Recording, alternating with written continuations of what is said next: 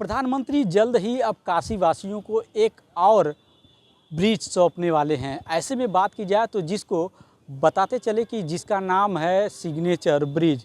यह मैं वहीं पर मौजूद हूं जो राजघाट के नाम से और मालवी पुल के नाम से जाना जाता था। अगर सिग्नेचर ब्रिज अगर बन जाता है तो जो शहर में जाम लगता था उससे निजात मिलेगी। मैं बताता चलूं कि राजघाट से पड़ाव को जोड़ने वाला मालवी पुल के समानांतर बनने वाला यह ब्रिज गंगा के 30 मीटर डाउन स्ट्रीम से शुरू होकर पड़ाव तक पहुंचेगा। स्थानीय अगर प्रशासनों की बात की जाए तो इसका डीपीआर भी तैयार कर लिया गया है। इसमें डाट पुल का चौड़ीकरण से लेकर बनारस की ओर आने वाले रास्ते को रिंग सर्किल से इस पुल को जोड़ा जाएगा। ऐसे में बताते चले कि गंगा नदी में सिग्नेचर ब्रिज बनाने जाने का रास्ता पूरी तरह से साफ हो गया है। मालवी ब्रिज के बगल में बनने वाले इस ब्रिज के डीपीआर रेलवे की ओर से तैयार की जाएगी। Inland water veg authority of India की ओर से इस परियोजना के लिए एनओसी भी मिल जा चुका है। पहले डीपीआर बनाए जाने के लिए NHAI के नाम पर भी सहमत बन चुकी है। अब रेलवे की ओर से डीपीआर बनाने का काम ही जल्द शुरू कर लिया जाएगा।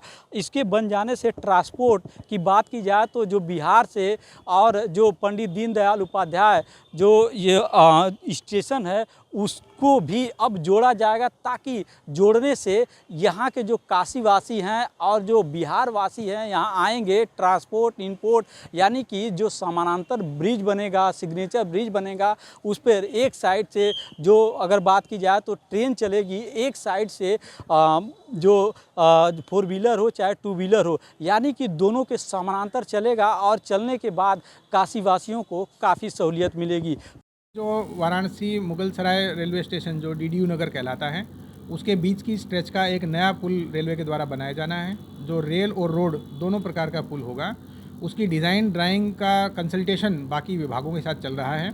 अब आने वाले सप्ताह में ही रेलवे के द्वारा एक मीटिंग सीख गई है। पहले भी पिछले महीने मीटिंग की गई थी जिसमें जितने भी कंसर्न डिपार्टमेंट हैं उसमें हमारे PWD है, NHAI है, नगर निगम है, वाराणसी डेवलपमेंट अथॉरिटी है, सिंचाई विभाग है और इसके अलावा जो नगर निगम का क्षेत्र रामनगर साइड में भी है, सारे विभागों की समन्वय बैठक हुई थी।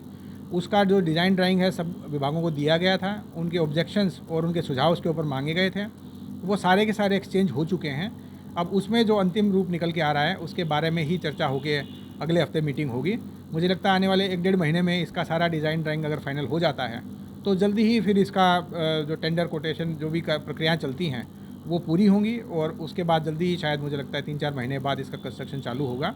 इसके चालू होने के बाद जो रेल खंड है उसके ऊपर बहुत बड़ा रिलीफ मिलेगा। साथ ही इस पे जो रोड का भी नया चालू हो जाएगा एक मार्ग, उसके माध्यम से जो आवागमन होता है DDU नगर, चंदौली और काशी वाराणसी के बीच में, उसमें भी बहुत सहूलियत मिलेगी और वो जो जाम की स्थिति बनती है वो भी कम हो पाएगी। और साथ ही साथ पर्यटन और बाकी जो चीज़ें हैं उसमें भी उत्तरोत्तर प्रगति होगी। तो ये सारी चीज़ें कंसल्टेशन में फाइनल की जा रही हैं और डिज़ाइन ड्राइंग जैसे ही अप्रूव होते हैं इसको कंस्ट्रक्शन करने की तरफ जो अगला स्टेप है वो आगे लिया जाएगा। World 24 के लिए दुर्गेश यादव, वाराणसी।